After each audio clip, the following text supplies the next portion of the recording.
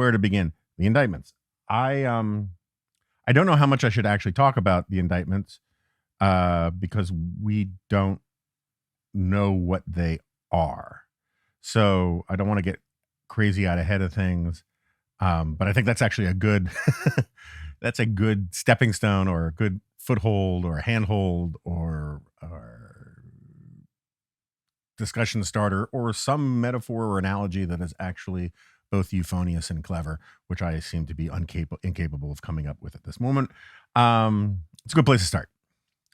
And I think it's stupid and kind of gross that all of these politicians, starting last night, immediately took the position that this was a political attack on Donald Trump, that this was, Kevin McCarthy's statement was something like, he's going after the front, his chief political opponent. This is outrageous. Josh Hawley, who I think is unforgivably cynical because he's smart enough to know the crap he puts out there is crap, and yet he does it anyway. I give Charlie Kirk a little bit of a pass because I think Charlie Kirk's a moron. But Hawley, he says this is something like it is outrageous that the government can put its political opponents in jail at will. And the thing that offends me about that, other than the global holistic stupidity of it, is two things. Three things: the global holistic stupidity of it, but two, staying on point for a second, which I'm going to try to do as I power through my manic tiredness. We honestly don't know. I mean, like, what if the indictments, when unsealed, are profound slam dunk things? Whatever happened to like withholding judgment until you know the facts, right? I just think I think there are reasons for it, which I guess we should talk about in a second, about why some of these people are doing this, other than the just craven pandering to the very online, Twitter addicted, Fox News, OAN, Newsmax crowd. But at the same time, you're just abdicating any sense of seriousness or urgency. You don't even put in if this turns out to be the case that, or this sure seems like, and if it is, I'm outraged. It is just straight up blanket assertion that Trump is essentially innocent. He's being persecuted. And I think it's at minimum, I'm trying to be very judicious here. There's no evidence of that, right? In this case, there is no evidence of that. And look, I'm someone who said I was against the Alvin Bragg indictments. I think that they were deeply flawed, are deeply flawed. You had a politician running for office, campaigning on prosecuting Trump. That's not this situation. Anyway, so that's the second thing. But the third thing is this: it's the phrase "at will," right? I mean, like, I'm not going to get too deep into political philosophy here, but the whole thing about the difference between authoritarian or despotic or whatever, monarchical power is this idea of arbitrary power. That's what, John Locke calls it. That's what Edmund Burke calls it. It's the idea that there is no confining, no limiting principles on the conduct of essentially the sovereign. And it can do what it wants for its own ends without appeal to some higher principle or law. Hawley knows that at will means that's what he's saying, is that Hawley says that the regime, or whatever phrase he uses, can put political opponents in jail at will, blah, blah, blah, blah, blah, is Banana Republic or whatever the phrase was. That's not happening here.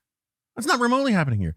You have a lawful prosecutor going before a judge, filing indictments, asking the accused to appear in court where he will be robustly defended by legal counsel. No one's being put in jail, right? I mean, I guess Hawley's still sympathetic to the guys who, broke into the Capitol and crapped on the floors of Congress and threatened to kill Mike Pence and all that. A lot of those guys are going to jail, but they had trials. They're not political prisoners.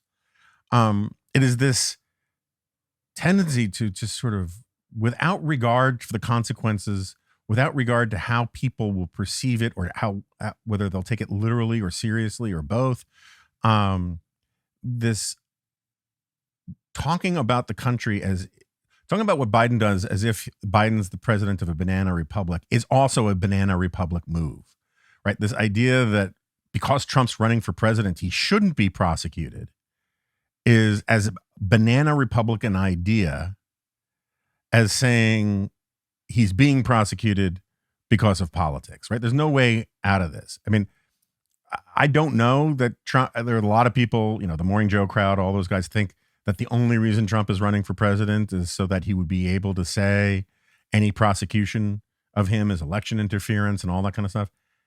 I'm not sure that's true. I'm sure it's part of his consideration. I think it's one of the benefits of running. It's one of the benefits of announcing as early as he did as a way to sort of say any criminal legal hassles coming out of him are political.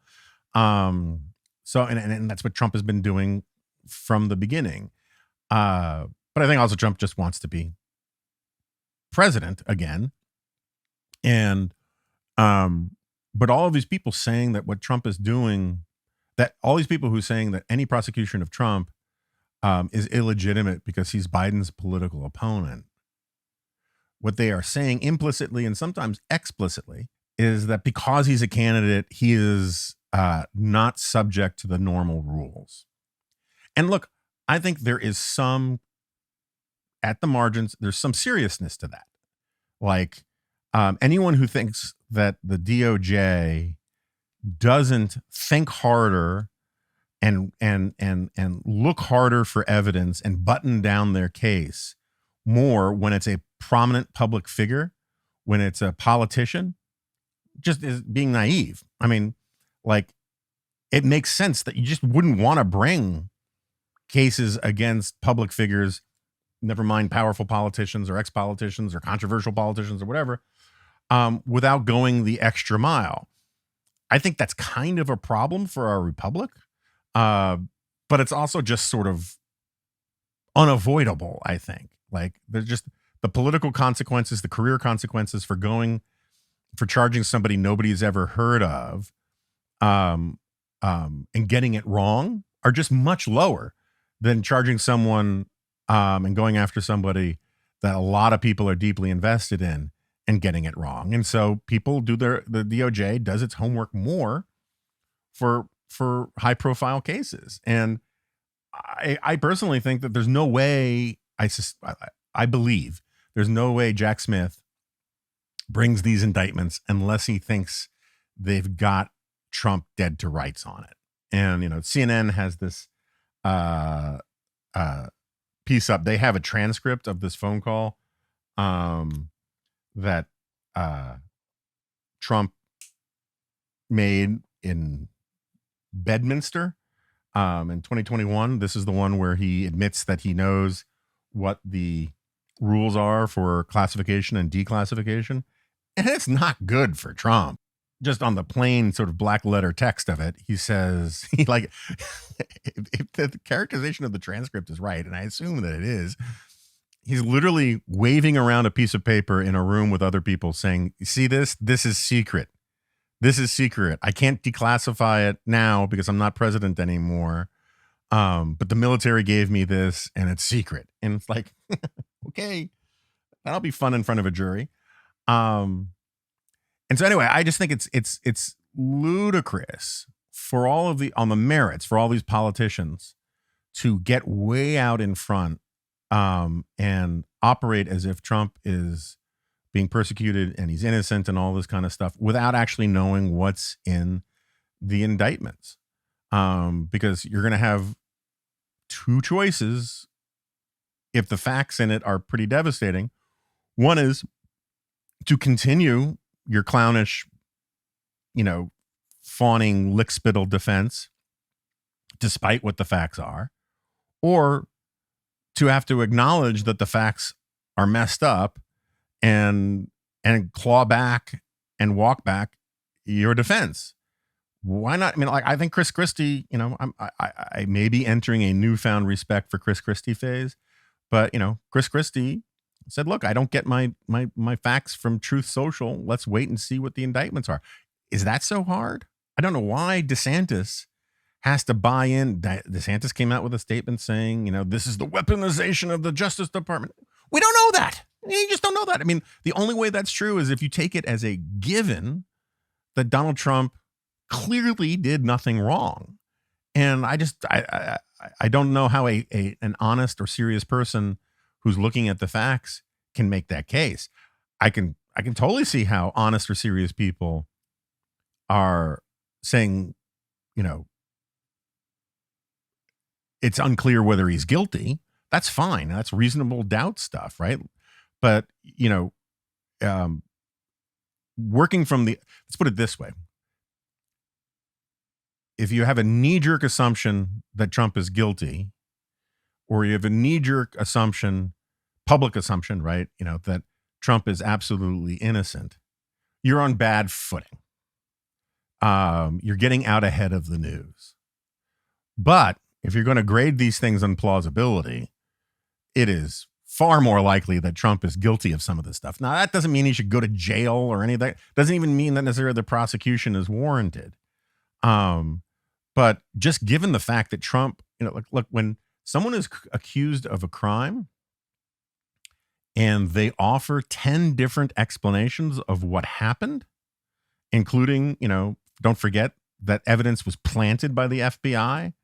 Trump has gone from all the way from he was framed and that the stuff was planted to you're damn right I had all this stuff because there's nothing wrong with me having it. Well, that is admittedly sort of circumstantial, but it is suggestive that he did something wrong, because if he did it right, you wouldn't change your defenses and you wouldn't invent new facts in your defense. So anyway, I think both sides should just cool out and wait to see what the indictments say. That's obviously not going to happen. I think that the larger sort of political takeaway on this, and then we'll sort of move on, is I guess I got to write about this. I mean, it's just, I don't know. It's annoying. I think this whole generation of Republican politicians are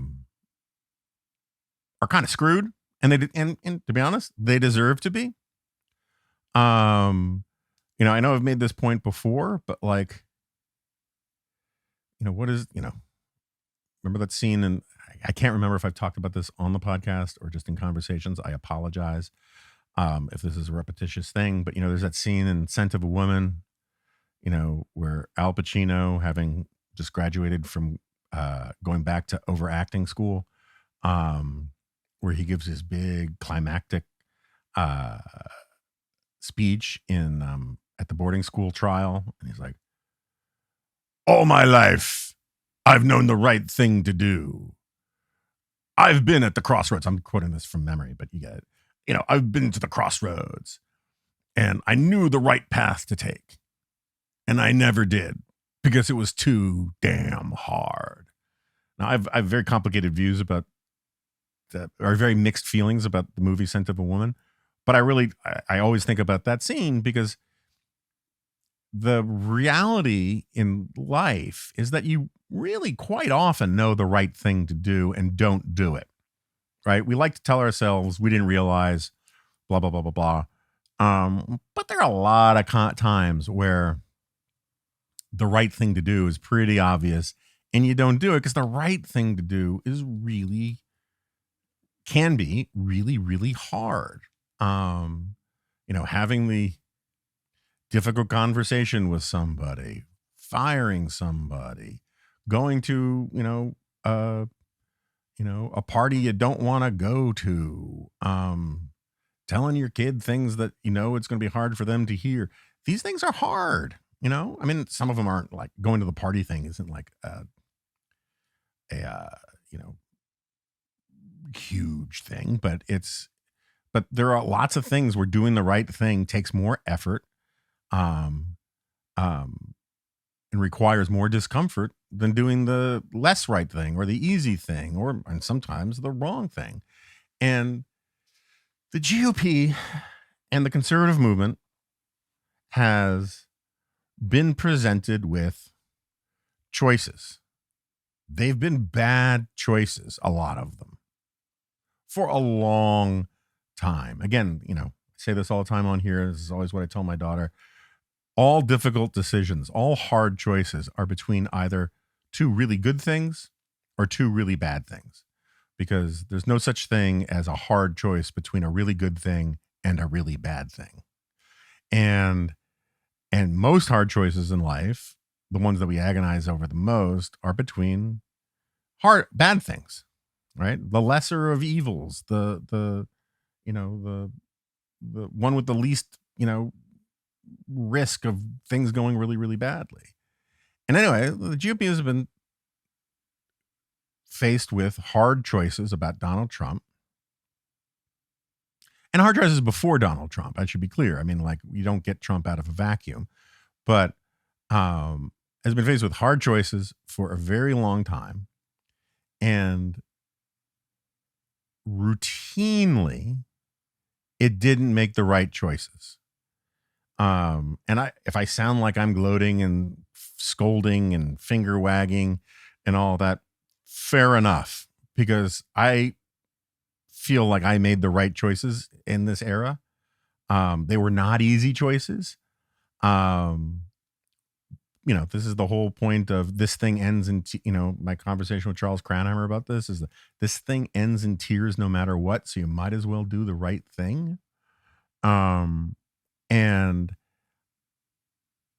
But institutionally and individually, Republican politicians, Republican Party, Republican voters have stared at some obvious hard realities and difficult truths and said, yeah, I don't want to look at that anymore. Let's look at something else.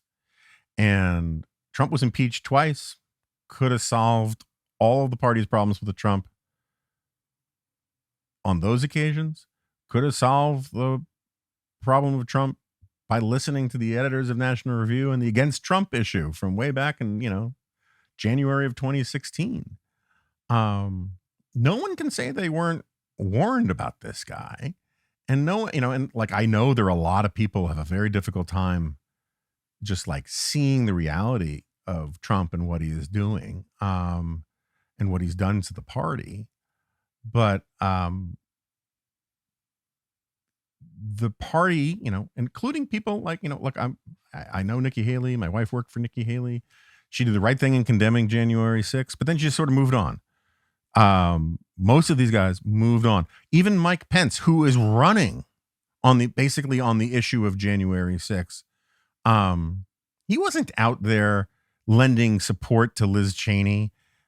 He wasn't out there, lobbying and whipping up support for the right interpretation of January 6th. He went to ground.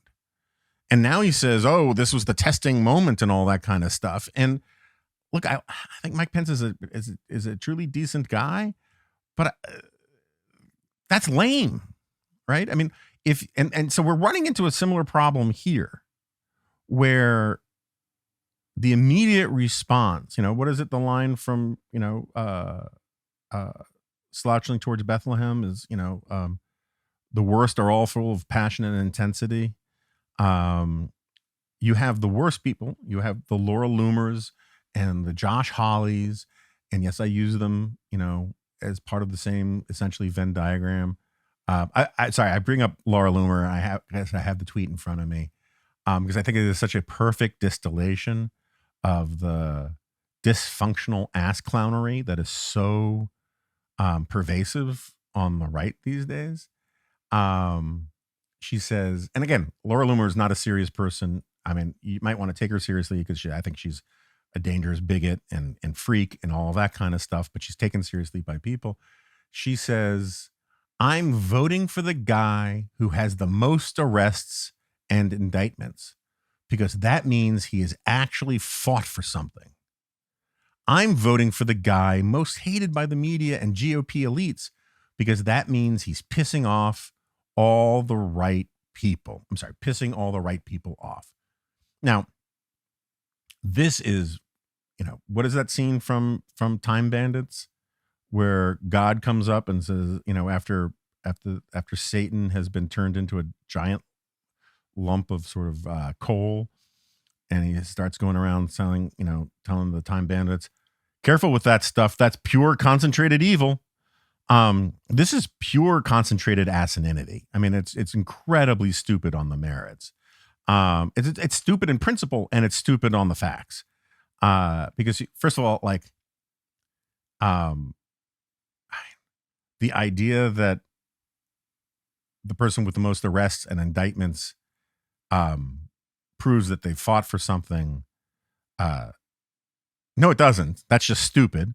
Second of all, on the facts, so what has he been indicted or arrested for that shows he's been fighting for real Americans or voters in any way? I mean, again, I don't think the Bragg business fraud indictments should have been brought, but there's no fighting for, real Americans or voters or the people in a case involving campaign finance violations tied to hush money payments for porn stars. I mean, like, where is like the I'm doing it for the little guy in that? He hasn't been indicted in Georgia yet, but that case is about improperly pressuring state officials. At least it seems to be, improperly pressuring state officials to deliver fraudulent votes for Donald Trump. That's not about the little guy. And how is like refusing to hand over classified documents to the National Archives and lying about it and contempt and seeming to obstruct justice about it? Where's the forgotten man and all of that? And it just similarly with this hated most by the media and GOP elites garbage. Like, if that's your only reason for supporting someone, you're not a serious person. Now, again, Laura Loomer is not a serious person, but this is a great distillation of the unseriousness of a lot of people on the right these days. Anyway, getting back to this bad choices thing. If you don't actively argue for and support the proper interpretation of the facts, if you leave the battle space or the conversation or the debate or whatever you want to call it, to the Gibbons, poltroons, and bandersnatches that are, flying around like, the flying monkeys in Wizard of Oz, if you leave it to them to shape the debate, if you leave it to Trump to shape the debate, then you're going to get, an interpretation of January 6th that calls it a beautiful day. You're going to get, the Julie Kelly interpretation of these goons and thugs and now convicted, traitors. In some cases, you're going to get the BS spin that they're political prisoners who are being persecuted and falsely accused and yada, yada, yada. You got to sort of stay in the mix and make the right arguments. Otherwise, you let the bad arguments win. I don't think Burke ever actually said all that's necessary for evil to triumph is for good men to do nothing. But it's very Burkean in sentiment. And it's right. You need some people who are going to stay, who are going to like enforce good dogma, or you let bad dogma win. And so last night, I think is this in microcosm, is that the responsible, the judicious people are sort of following my advice, right? Which is don't get ahead of the facts. Mitch McConnell has been silent. Thune has been silent. Maybe by the time you hear this, they'll have said something. They probably will have said something by the time you hear this, but on Friday morning, they hadn't said anything. And so the decent and the normal, grading on a expansive and generous curve, the decent and the normal stay silent, and the indecent and the abnormal flood the zone with their BS. And the result is that the narrative gets shaped in their direction, not all the way in their direction, but more in their direction than it ought to be. And that's what virtually all of the GOP, including Chris Christie, including Nikki Haley, including, even Asa Hutchinson and Mike Pence and all of these guys at various states, Ron DeSantis, they all stayed silent about Trump's obvious flaws and misdeeds, and just his raw immaturity and unfitness and all of that. They all stayed silent when it was easy to stay silent and hard to actually say something.